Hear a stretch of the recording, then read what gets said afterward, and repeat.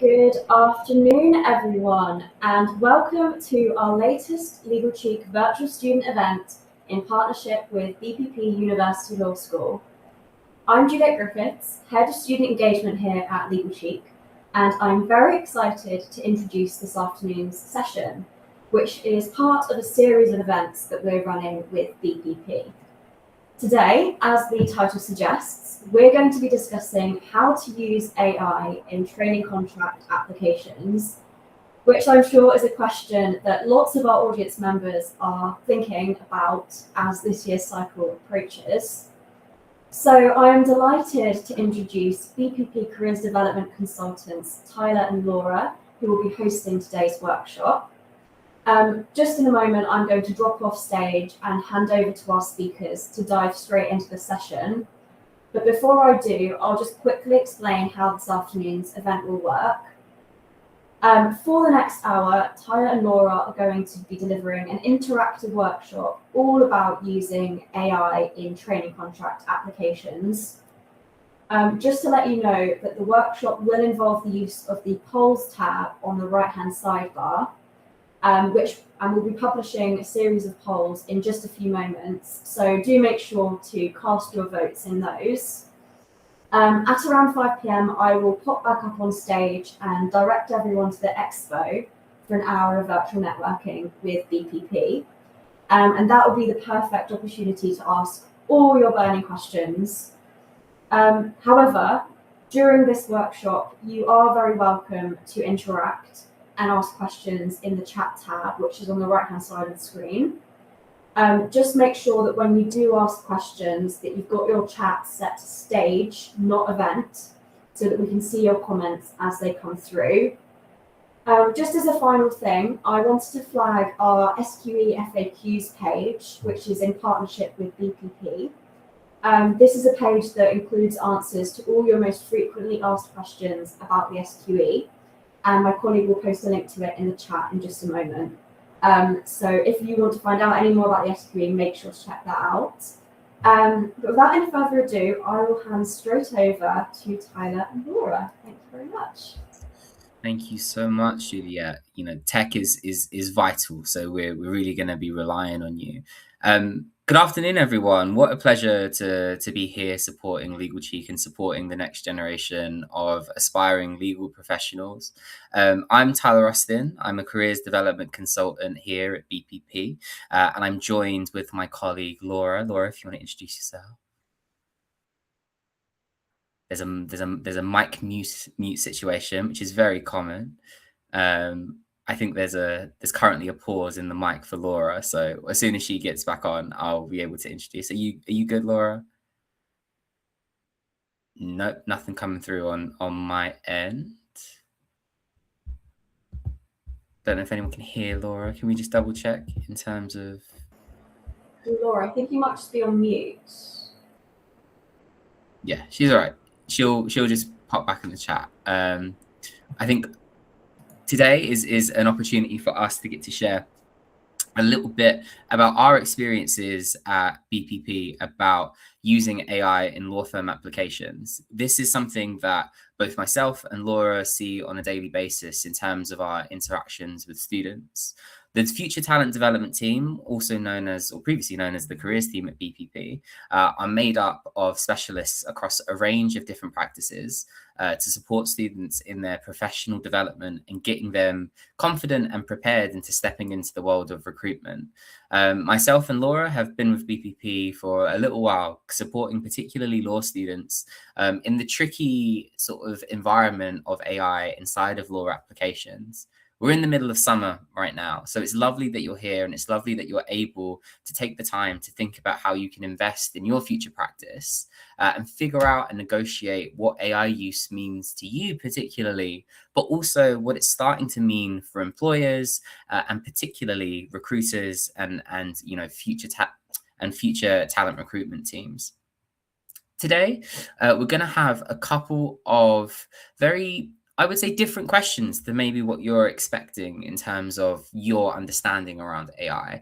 And with that in mind, I'd really like to invite you to look at our first poll. Oh, have we got Laura's joined us. Hello. Hi, Laura. Hello, am I back on? Yes, you are. Amazing. No, I just actually refreshed my page. Sorry about that, everybody. But yes, my name is Laura. Thanks for the intro, Tyler. And thank you, everybody, for joining us this evening. I'll let you continue. Thank you so much. Laura will be jumping in and out with me. We are doing a bit of a double act, but she'll be predominantly looking at the chat. So if there's anything that I miss because I'm going through the slides, she'll be able to stop me in my tracks and be like, somebody's asked the question. But yeah, coming back to it, we're going to ask you some questions that maybe you're not expecting. So with that, Juliet, I'd love it if you could release the first poll today. And the first poll being, do you believe it is morally wrong to use AI when drafting an application form answer? Hopefully that will just pop up on your side in just a moment, which will be hopefully there. If I double check, should be going through if that poll has launched, I hope. Yep, it's coming through now. So take a moment and think about that question, and particularly think about what it means to you. We work with a lot of students who are incredibly talented, but this is quite a personal question. So I'm really interested to see, hopefully, some of the results of the poll come through. So I'll let that stay for about a moment. Some of you might be thinking morally. What do I mean by morally? There tends, in particularly with the clients that I find, to be a real apprehension and a real sense of pride about not using AI for particularly applications. So I'm just interested to test the waters and see, as I can see in the chat, the massive international nature of today's audience, how that sort of looks and how that sort of feels. We'll leave that up for just maybe another moment. Moral questions, always interesting ones. And if it's possible, maybe we could have a little look at the results now. Hopefully we can have a little look-see to see how that's come through. Yep, can you see those, Tyler? I can let you know how they're looking. I can't see the results of them. Can you? No problem. Yes. So at the moment, we're at about no is 84%, and yes is just under 16%. So there's a very clear divide there, and I think we've still got some votes coming through as well. But so far, it's looking like no. Incredible. What a great strong response to kick off. Lots of people saying no. Actually, I don't think it's morally wrong. Actually, I don't think there's a problem in using the software and using the resource available. But there is as a minority group who are like, yeah, actually, I don't want to use them. And we'll talk a little bit about that stigma around using the tools, hopefully later. The next question, which I can see, I think has actually launched, which is wonderful, is have you used AI in drafting a law firm application? Because that is kind of connecting to that element of, if you think it's morally wrong, maybe we shouldn't be. If you don't think it's morally wrong, we should be seeing a lot more yeses than nos, and hopefully those votes are coming in as well. I'm guessing we're going to find a majority. Is that accurate, Laura? That's what it's looking like at the moment. We've still got some votes coming in, but right now we're about just over 70% yes, wonderful. And then just under 30% no. 70% yes. Let's have a little look. 70% yes. Cool. And then the final one, which I think is probably the one that you're most interested in, is: do you think recruitment teams can recognize when an answer, or an applicant has used AI? Do you think they can tell? And that will be the final poll of today's initial session at the top. These three questions can feel kind of disparate, kind of separate from each other, but hopefully you'll have an idea about how all three of these interlink and align when we start looking at some results and we start looking at some answers. Fabulous. Lots coming through there for that last one. Looking at about 83% yes, 83%. And just under 17% no, and those are still climbing, but yeah, it's looking like yes. I'm really interested in how firm we hit these 80%. There's quite a definitive, really interesting data to come out, and all we talk about at FTD is about data, so this is really lovely to see. So with all this in mind, what I'm hearing in terms of the picture is yes, the majority of people in this room have used AI in drafting a law firm application. The majority of people in this room believe it is not morally wrong to use AI when drafting an application. And you think that recruitment teams can tell when an answer has used AI inside of their responses. And to sort of challenge that and to sort of make you think a little bit more about what an AI response or an AI generated response might look like, or an AI incorporated response might look like, I'm going to show you 3 different answers to a very standard application question. And I'm not putting it in a poll. I just want you to take the time. I'll read some of the cliff notes in the slide, but I want you to think about these 3 different answers and whether or not you believe AI has been used in them. I'm going to give you answer 1. So the first question is, please tell us why you want a career in law. Classic question that you'll find on an application. And here's answer 1. I want to pursue a career in law because I've always found it interesting and I enjoy debating and problem solving. Law is a respected profession and offers a wide range of opportunities to develop skills and have a successful career. During my studies, I've developed skills such as critical thinking and communication, which I believe are important for a legal career. I'm also interested in helping people and making a difference, which is something I think law can offer. Additionally, I believe law will find me a challenging and rewarding career path. I enjoy working hard and pushing myself towards my goals, etc., etc. Overall, I believe that a career in law would suit my skills and interests, and I'm motivated to succeed in this position. A little bit of thought, a little bit of digesting, and if people feel brave in the chat, what do we think? AI yes or AI no? I'm really interested to see some of these responses because it's rare you see maybe somebody else's attempt to respond to questions like a why. Lots of no's, lots of no's. Lots of no's. Somebody did put it's not very personal, so they're saying yes. Interesting. It's AI generated. But lots of people are saying no. It's impossible these days to tell. They could have used AI to adapt the middle of a single sentence, for example. Interesting. So we're leading into the no's. So let's look at answer B. Let's have a little look. I'll read it again quite quickly. I'm interested in pursuing law because of its intellectual challenge, which is a sentence that I would probably avoid personally, but we'll keep going. And its role in shaping business and society. Through my degree, I've developed strong analytical and problem skills. My interest in commercial law developed further after attending university fair. I was drawn to the collaborative nature of law, its practical application, and you can feel there's a big difference in the vocabulary here. There's a big difference in the tone. How do we feel? I'm seeing hope. Lots more yeses for Lots this more yeses. one. Lots more yeses. Descriptive vocabulary is not something you would use every day. I like that. Oh, the everydayness of it, I think, is such an interesting idea, but we'll keep going. So we're saying, is it majority no for the first one and majority yes for the second? It's definitely looking that way. Okay. Well, let's do one more. Answer C. My motivation to pursue a career in law developed from seeing how legal decisions shape real-world outcomes, particularly business context. This became more tangible, what a word, during a commercial awareness competition at university where I analysed the legal implications of proposed merger. This interest was reinforced when I attended a law firm insight event. What stood out to me was the collaborative nature. Reflecting on these experiences, I'm motivated, etc., etc. What are we thinking? What are we feeling? There's 3 very different tones throughout all of these. How do we feel? This one is really getting me. Lots of people saying yes, definitely AI. For C, and a couple of people have picked up on the dash. Oh, here we go. AI dash. Here we go. The M dash. It's a giveaway.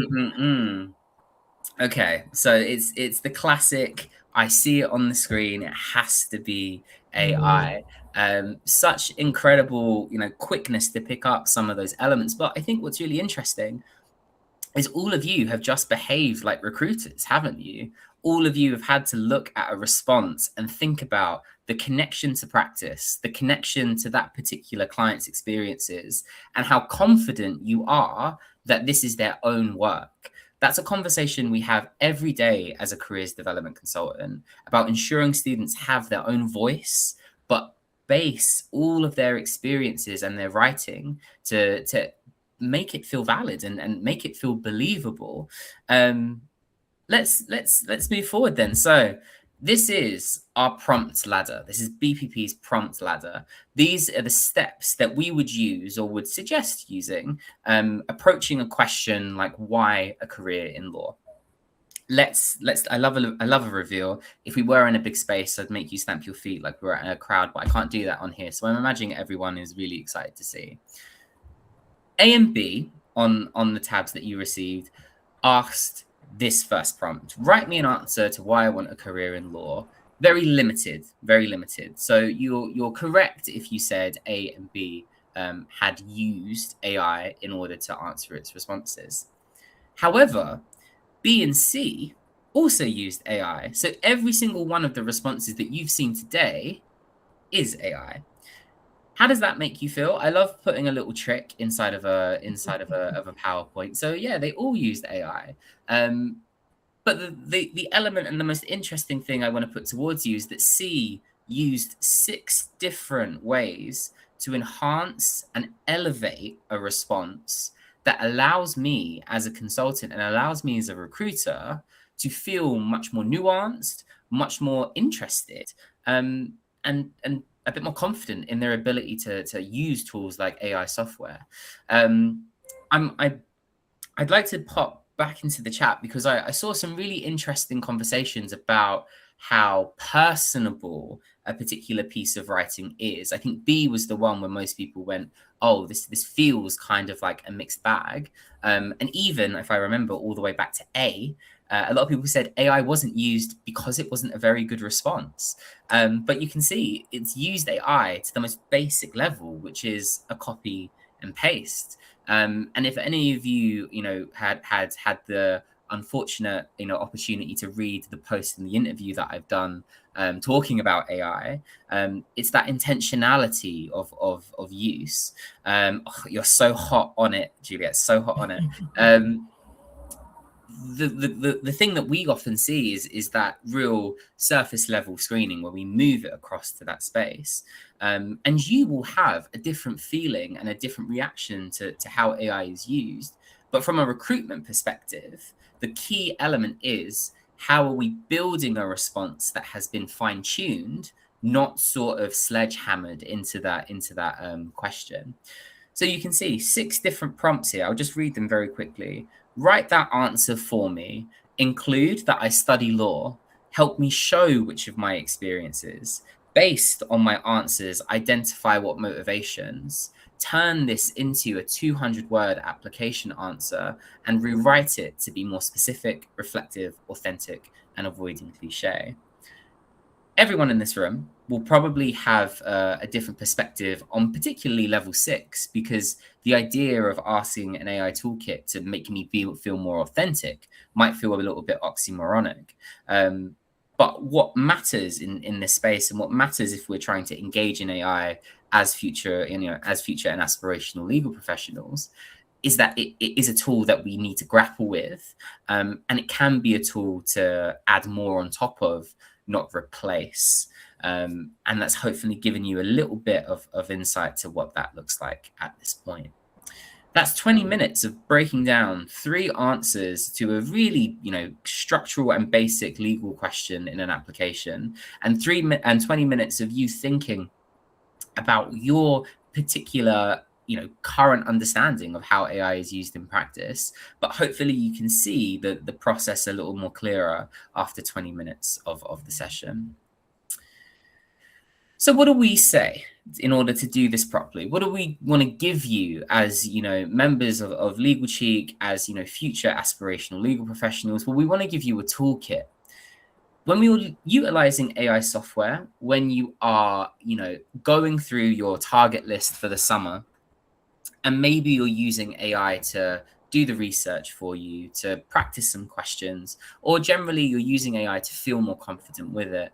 We want to give you some steps and a framework to feel empowered and hopefully tackle some of that, some of those obstacles with a bit more confidence.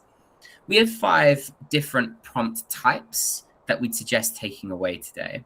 The first prompt type is a discovery prompt, and that essentially is about your understanding and your retention of what you're being asked to do and how best to inform an LLM or any sort of AI into understanding that prompt and that question as well.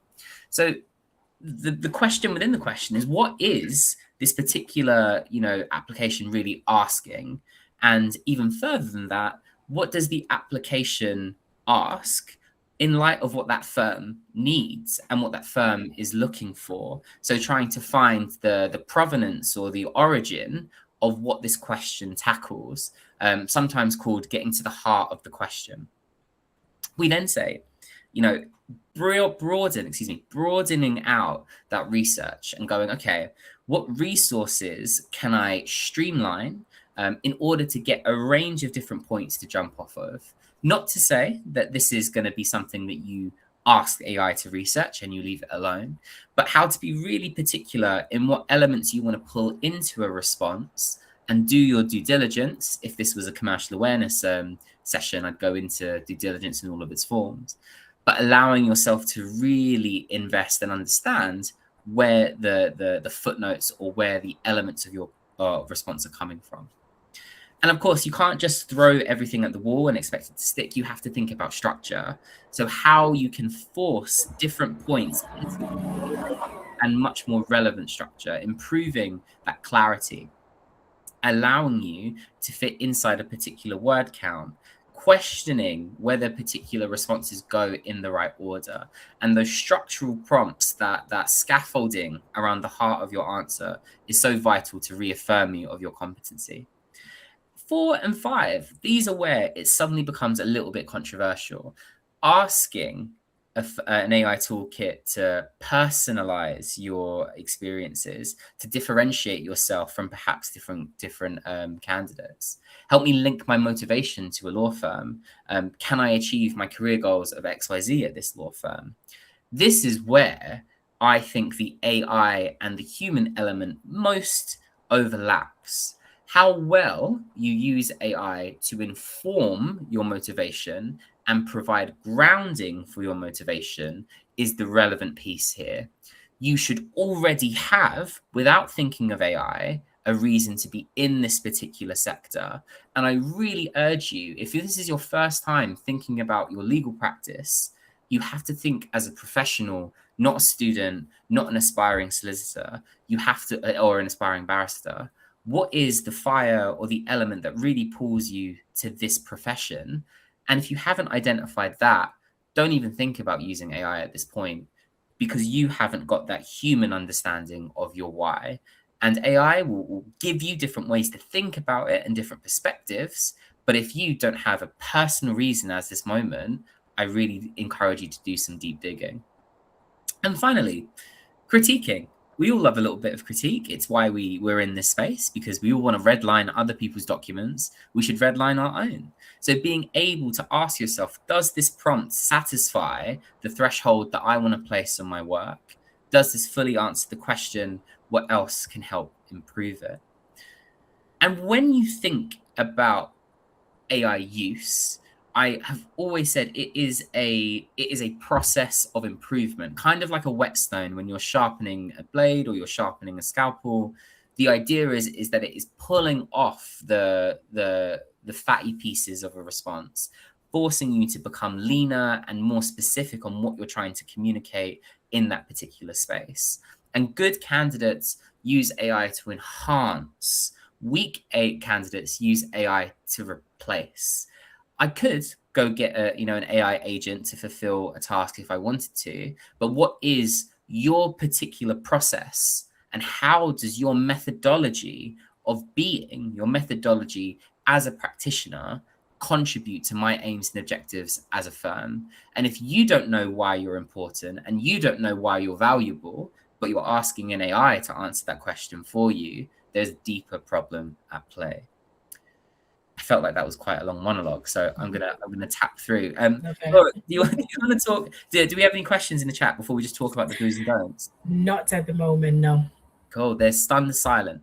Absolutely, stunned silence.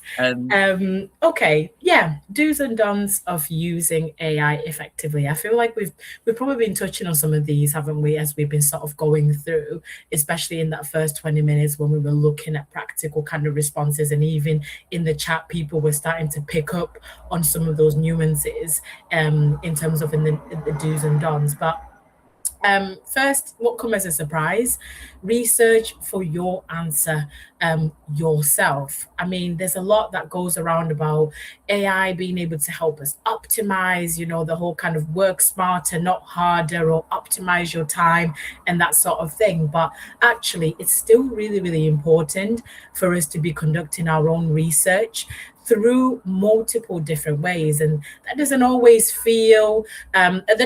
have to be sort of kind of online reading articles, but it can be down to having conversations with people in this space, having conversations with peers, having conversations with tutors, going to kind of in live networking events. Researching your answer doesn't always have to mean sitting on an online kind of platform and drawing out kind of information to soak into the brain. Research can come in all kinds of ways. So I think as well, it's about still doing that broad range of research. Even what we're doing this evening, what you're doing right now, coming along to something like this, it's also forming part of your own research for your answers that you're going to be using within your application.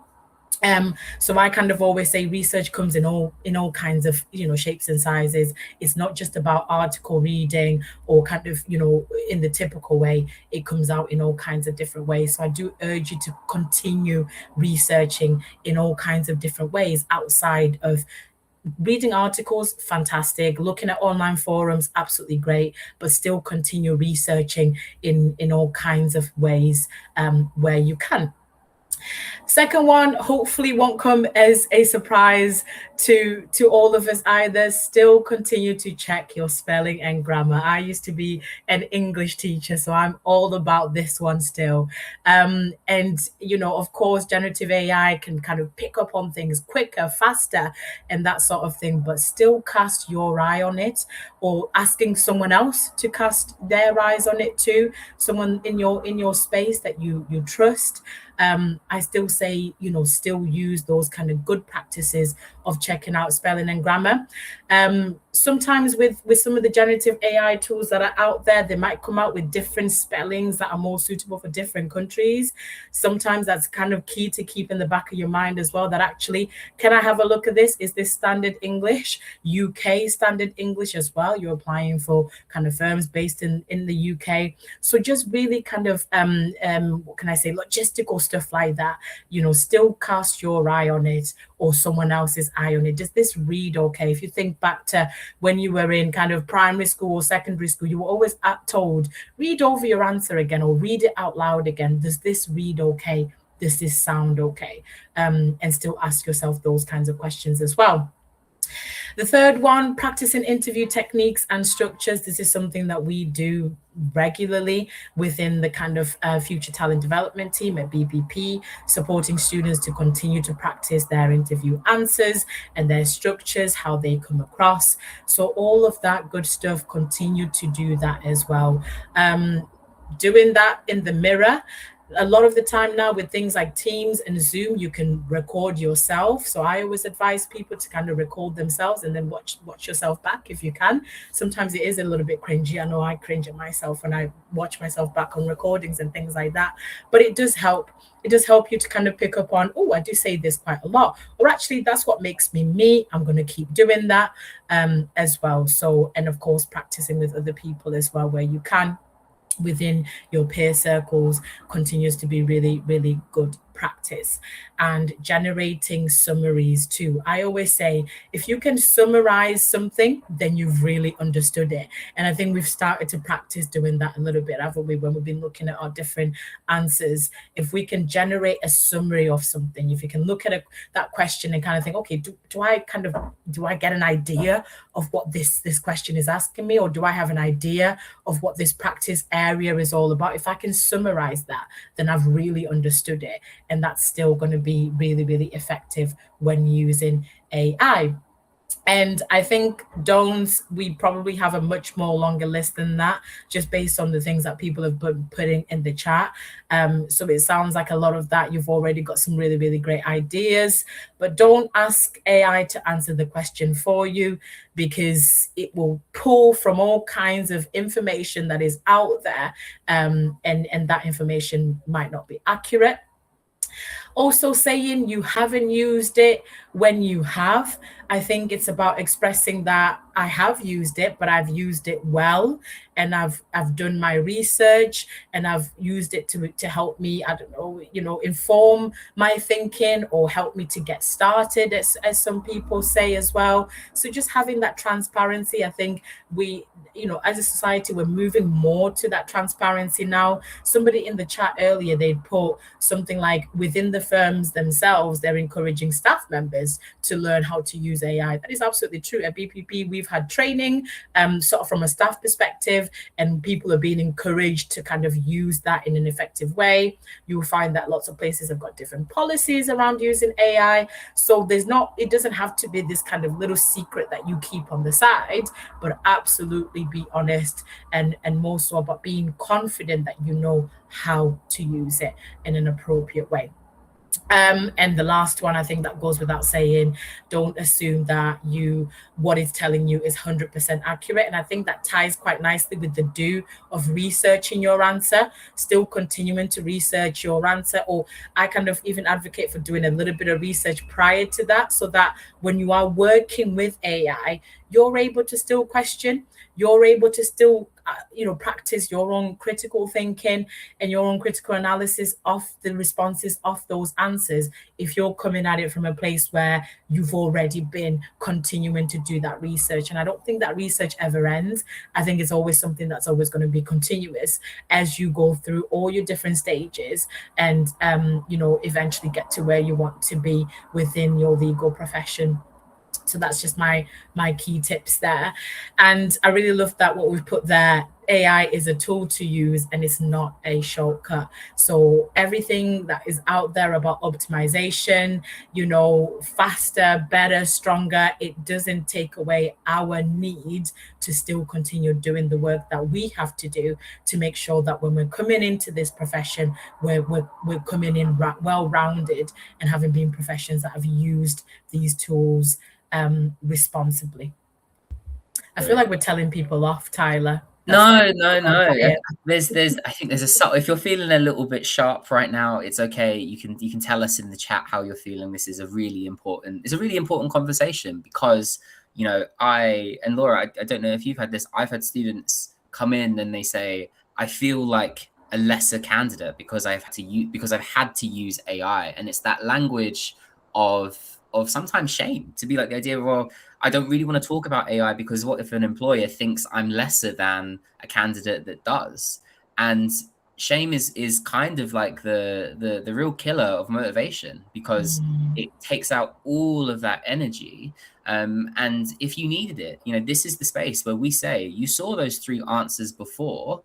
Every single one of them used AI, but they used AI in different, more limited, and also more nuanced ways. So for us, and what we really want to give you right now is the grace to say, actually, this is a tool that is only going to grow. And until the AI bubble pops, if and when, that's what the reality of the sector is. So if you want to be part of it, really engage with it, but engage with it mindfully, not in kind of giving up your whole human element to a robot. There was one particular point on here that I absolutely have to be honest and earnest with, is that, remember, if you say to a legal recruiter or a law firm that you have not used AI when you have, what does that mean for the rest of your career if you can't tell the truth at the application stage? One of the most important, if not the most important elements of any legal professional is integrity. And you only have to look at all the wonderful examples that Legal Cheek pulls out of legal professionals not acting with integrity, and how the courts and how the SRA treats them. So really, don't lie. I think that's, if you didn't know that before, don't lie in this application process. Be honest, be forthcoming, but own it. Own that work and own your confidence in that environment. And hopefully we can give that out. Yes, we do have a question. Did we say we're doing questions as we're going along? Or are we doing them at the end? Because this one actually ties in quite nicely to this slide here. So someone had said about, would we suggest that people explicitly mention that they used AI, even if they've not been directly asked either on the application portal or interview?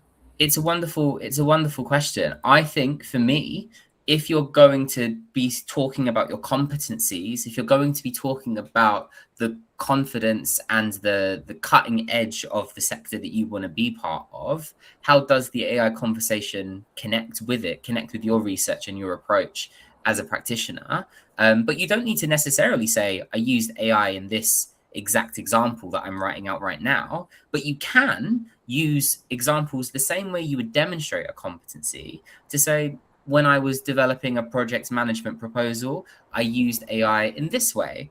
And that gives me the clarity that you're engaging with these tools, but it doesn't necessarily mean that you're using them right now. I can just see that you're confident in using them in your day-to-day life. So you don't need to always be, telling me and sort of like confessing. It's not confessional, but if they ask, answer. Yeah, absolutely. And this is quite interesting as well from Jasmine. Thank you, Jasmine, for popping this in, saying some applications now are asking people to tick a box to confirm you have not used AI. And without ticking this, you can't go forward. So it's almost a bit like a pre-application screen, rather than it being asked at interview as such. Would we suggest not using it at all in these circumstances? Absolutely. If they've asked you not to do it, don't do it. Why try and tempt a fail for no reason? I think the question, and it's the same thing as a professional when you're in the space, the explicitness and the explicit of being instructed as a professional. If you can't follow instructions in the application, how are you going to work for a firm? So do as they ask and engage with it honestly and earnestly. In the article, which unfortunately maybe some of you will read, I say this very explicitly, that it comes down to what the firm's culture and what offer they want to provide their clients. So if they are using AI and you don't like the use of AI, don't apply for that firm. If you like the use of AI and you have a firm that's aligned with your needs and your approach to using it, apply for that firm. I would not try and force yourself to fit around something that you're not honestly and earnestly engaging with, because that's where that resentment and career resentment, much like a relationship, kills it. So please be competent and confident in saying, this is what I want and this is what I don't want. Yeah. And I think that comes together with that research piece as well, doesn't it? And we talked earlier about that motivation area, that when you're doing your applications and you've selected places to apply for, if you've done your research and really looked into this place, and is this the kind of place that I want to be at? Some firms will have all of that on their websites. We use AI in this cutting new age way. Some of them might even be really kind of integral to those policies, or, that kind of space. So already, if it's not that kind of place, and if they're also then asking you to maybe tick a box to say you've not used AI, then already you probably know that this is the kind of place that's maybe not going to have that in place, or they don't want to have that in place, or they can't because maybe they're in a very a different kind of regulated space. Or if it's a place where based on their website, LinkedIn, potential people you've chatted to at fairs and things like that, and actually they want people who've got the right skills to use AI in this way, then something like that probably wouldn't come up in the application as well. So I think it all ties together with everything we've been talking about your own motivation for applying to this particular place in this particular practice area. as well as kind of doing your general research anyway. I think those things will hopefully become obvious as you're doing your applications. Absolutely. Let's keep going. So if we're talking to the recruitment elements of it, I'll just cover what we're finding right now. So firms are using AI in recruitment, and the same thing I said in the article, recruitment teams are stressed out. There's so many applications and they're often relatively small. So of course they're going to look at ways to support resource while trying to give a consistent and like a parity of experience across all their applicants. But we have to be really firm and say no law firm, as far as BPP has come across, has an AI tool saying a yes or a no. What we do is that we use these structures in order to get those pieces of information to inform decisions. They are not the basis of those decisions. It is always a human deciding that progression. But what the AI does often is help streamline that environment for us. So in terms of building selection criteria about what key elements, phrases, competencies, attributes am I seeing inside of a particular CV or cover letter, if they use their own proprietary application form, they may have an internal resource or use one of the more well-known ones like Turnitin and ChatGPT 0 to spot if AI is used and to what percent the AI is used. Lots of video interviews use AI to gain a little bit of the transcription to see how you're speaking, the pace, the tone, and the content of that work. And from my experience, I was very interested in Mishkondareya, that uses Bright Apply, which is their own proprietary network, proprietary process, where they'll scan your individualized CV and create questions off of the basis of that document. So it's a little bit more integrative to your own background, and it means that each question is aligned with each candidate, which I think is probably going to set a trend for applications in the future, for good, for better, or for worse. That's for you to decide as a practitioner, like if you want to be asked specific questions about your CV. But there are more questions about what that means about the overall recruitment experience. But the sector will respond to that in time. But yeah, the big blue box, it is a streamlined tool on the recruitment side. It does not make hiring decisions. And the idea that we would pick those buzzwords, those really key, AI catchy frames over somebody who has the confidence, the competency, and the experience to really surprise us and to really make us go, wow, this is a great candidate. I want to speak to them. That human element and that experience will always win, no matter how much you try and reformat using CV positive elements inside of that application. We're recruiting humans, so keep that in the back of your mind. This is an exercise that I think would be useful to do. And if you can open another tab, maybe on your screen, using your LLM of choice, if you're a ChatGPT or a Claude or a Copilot, whatever that might be for you. And I'd encourage you to just write in a prompting exercise as we go through some of these questions. And what you might want to do is open up a Word file and see how, in live time, we can refine this question for you and consider what questions using these 5 different prompt subtitles, to enhance that response. So how do you think generative AI will impact the legal street over the next 5 to 10 years? With that being your base prompt, here are some discovery prompts I might put forward. Ask me a series of questions to clarify my views. The idea of asking an AI toolkit to challenge you, I love it. And how AI might impact the legal industry. You're giving them 2 clear parameters. My views, what do I think, and how the legal industry currently is thinking about the toolkit at the moment.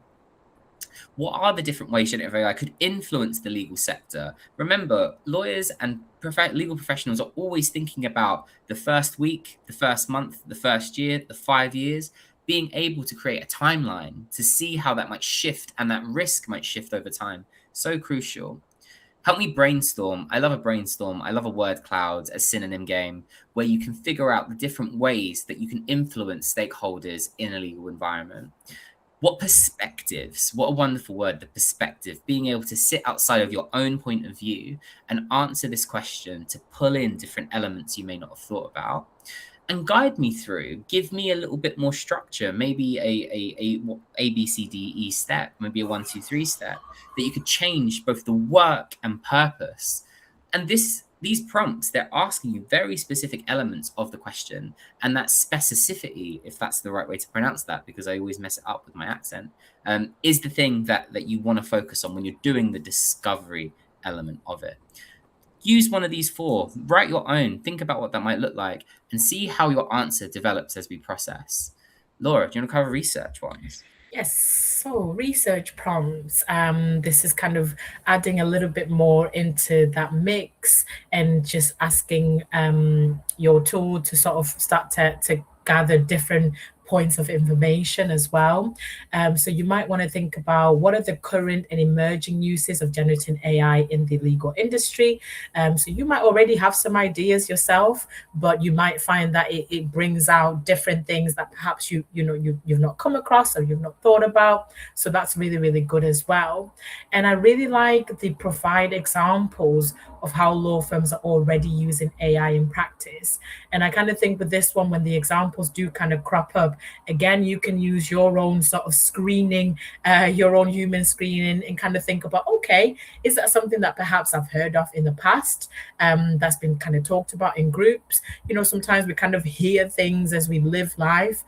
So I think once you've got those examples, it's a good opportunity for you to almost be running your own kind of screening off the back of that and thinking, okay, is one of these things something that I could potentially look into and take on and take further?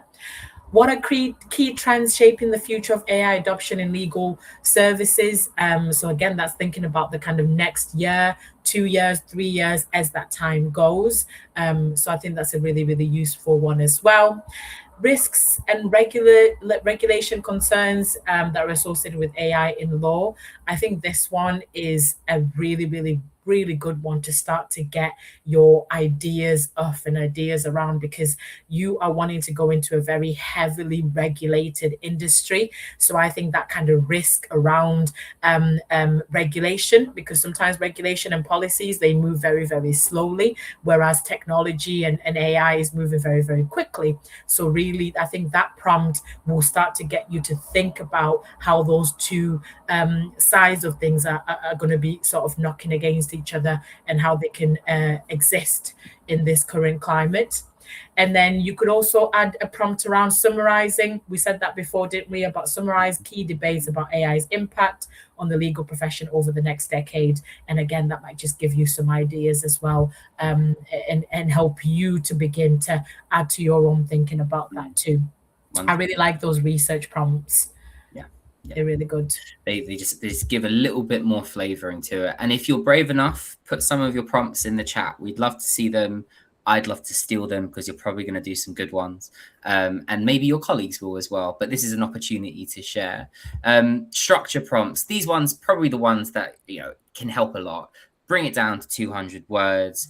Give me an organizational structure, introduction, key points, conclusion. How can you turn this breadth of research into an actual physical document?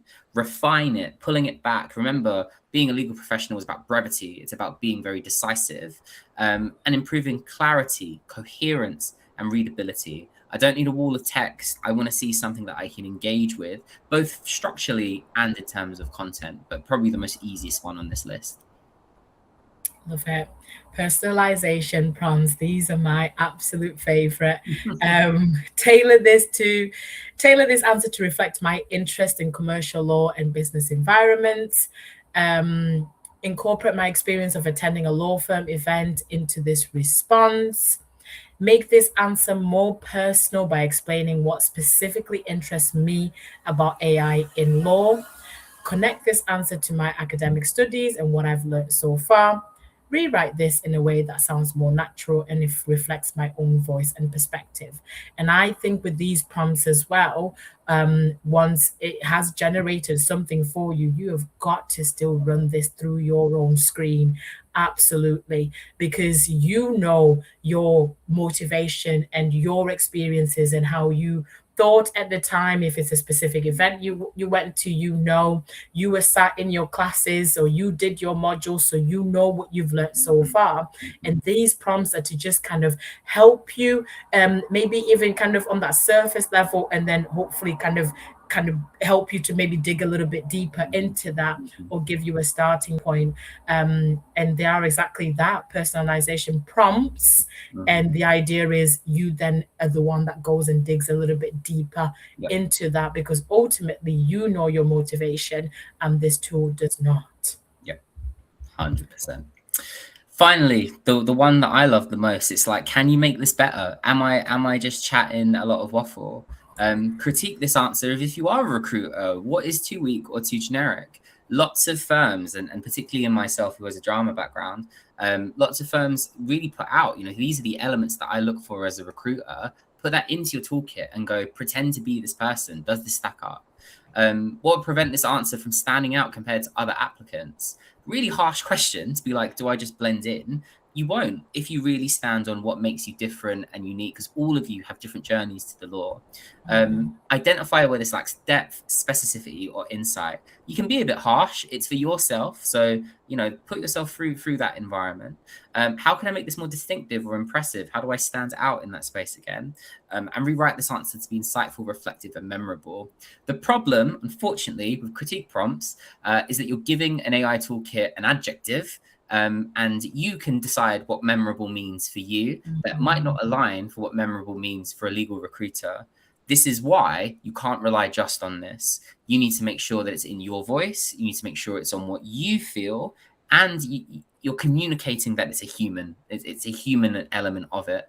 So really feel empowered by these prompts, not beholden to. These aren't going to be the things that save you, but these will be the things that allow you to question.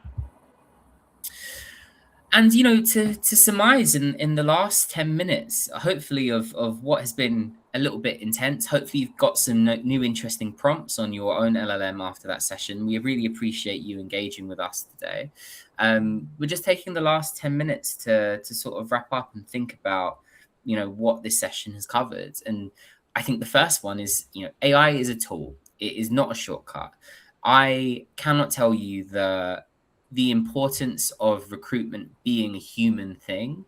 And I cannot understate the fact that AI is a great leveler. It's a great leveler in experience and a great leveler in terms of engagement.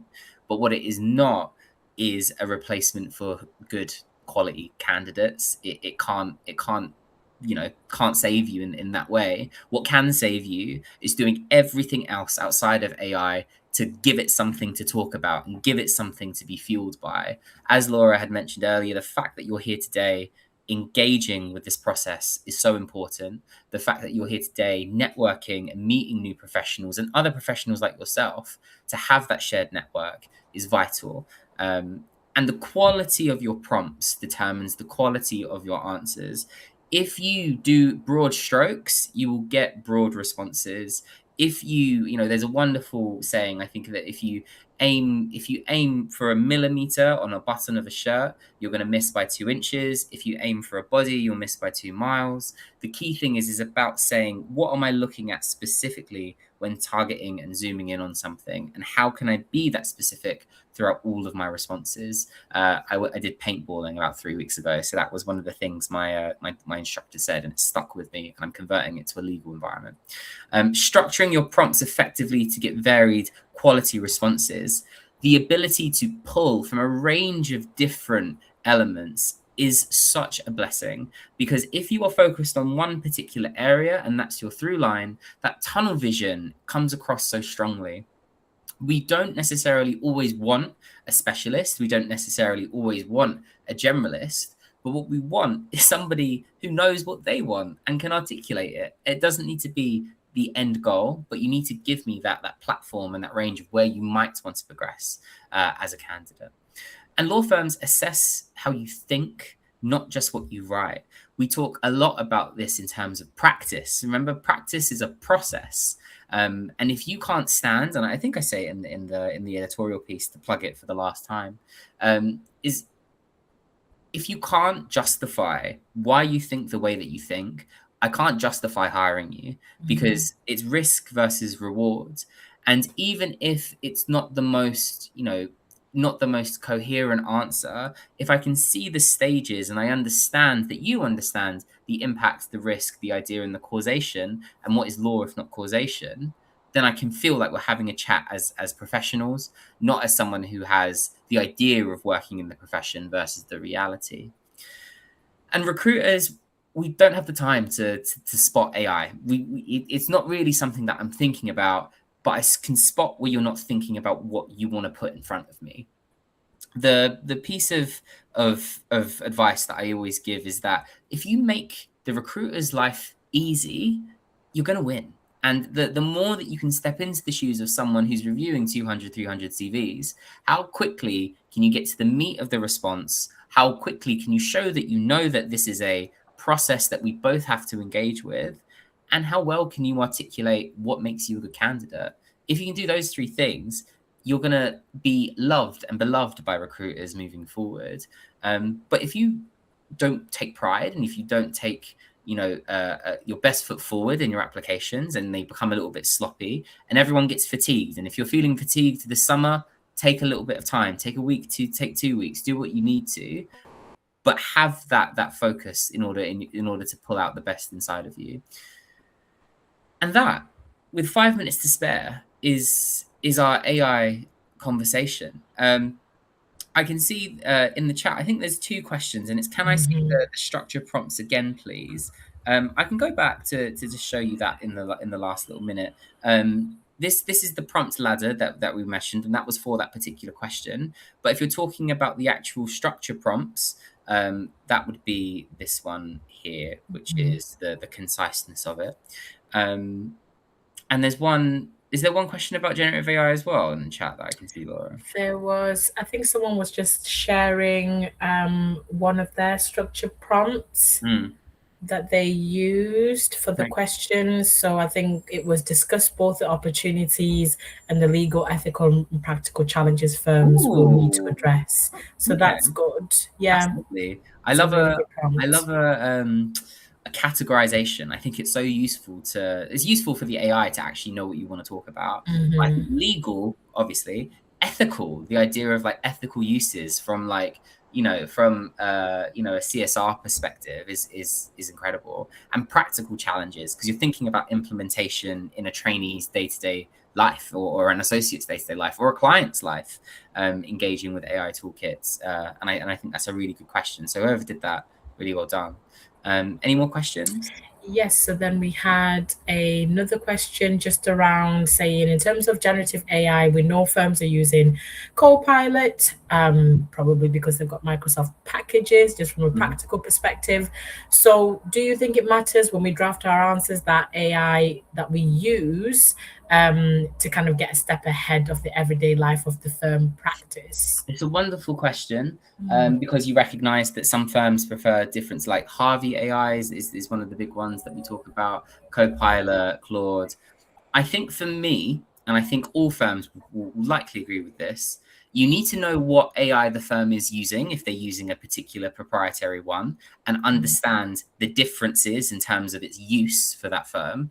I don't think, and I would be very surprised by, if you ever receive in your application, journey, have you ever used this particular AI software? I think what they're more interested in is how you engage with it.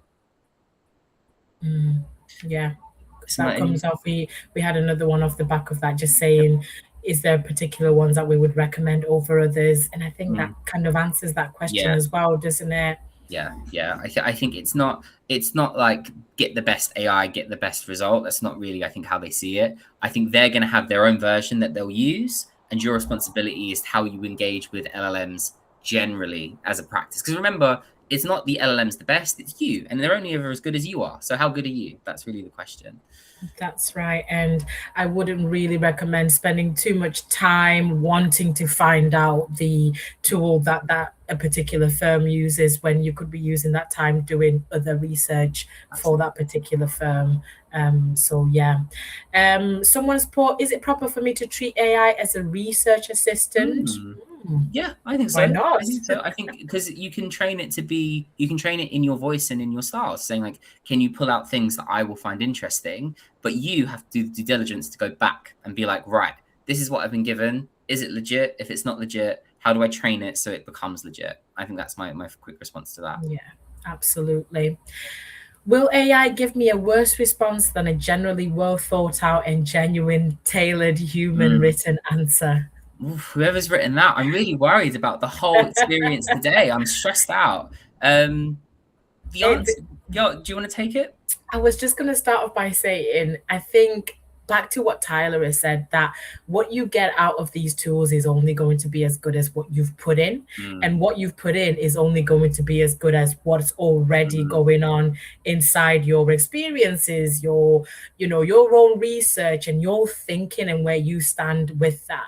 So actually, if you're kind of saying, I'm pretty happy with my own kind of tailored human written answers, I don't think it's mandatory that you have to use AI, right? So, but equally, I don't think it's necessarily about that. If I use AI, it's going to be better than a well thought out written answer, because AI is only going to be as good as what you're putting into it, and what you put into it is only going to be as good at what your experiences and your thinking. So I'm interested to hear what you say, Tyler, about that. I think at the end, I think what you put in is what you put out, like everything in life. But particularly when you're working with a machine, you have to play by its rules, give it some new toolkits, and think about what you want to see. And if you're unhappy with it, keep working at it. I'm conscious of time, and there's probably going to be some questions that we miss because of it, and I do apologize. But I do invite you to come over and do some networking with us for an hour afterwards. And I'm sure that if Legal Cheek have any questions that have popped up continuously, they'll probably ask us to answer some and send those back to you. I'd like to invite Juliet back because I know you've got the next steps, right? Yes. Yes. That was a fantastic presentation. Thank you both so much. Yes. Really, really interesting discussion, and it's given us, I'm sure, a lot of food for thought. So yeah, I can see that there's still quite a lot of questions coming through in the chat, but as Tyler mentioned, we're going to transition now over to the networking portion of this event. So we still have an hour of networking, and this is a good opportunity for you to take all the questions, any that you still really want answers to, and take them into the expo on the left-hand side of your screen. So for Tyler and Laura, you'll just need to click on Expo on the left-hand sidebar, then head into BPP's booth and click the blue Join Stage button to go up on the screen. Wonderful. For those in the audience, you always do the same thing. So you need to click on Expo, click on BPP's banner, and then you'll be entering the booth. Once you're in the booth, you'll either have the option of joining stage and talking directly to our speakers and the BPP team, or you could ask your questions in the chat. We would recommend that you go up on screen because it creates a much more interactive experience for everyone involved. But obviously, if you'd rather ask in the chat, then you're welcome to. Yeah. Just recommend that once you've asked your questions, you come off screen to make sure that someone else can ask their questions, and everyone gets a chance to ask their questions, basically. Just as a final point, do check out our SQE FAQs page if you want to learn more about the SQE stage in your journey, as we've got lots and lots of questions up there with answers by BPP SQE experts, covering a lot of different topics about the SQE. Without further ado, I will let everyone head off for the networking now, and thank you again.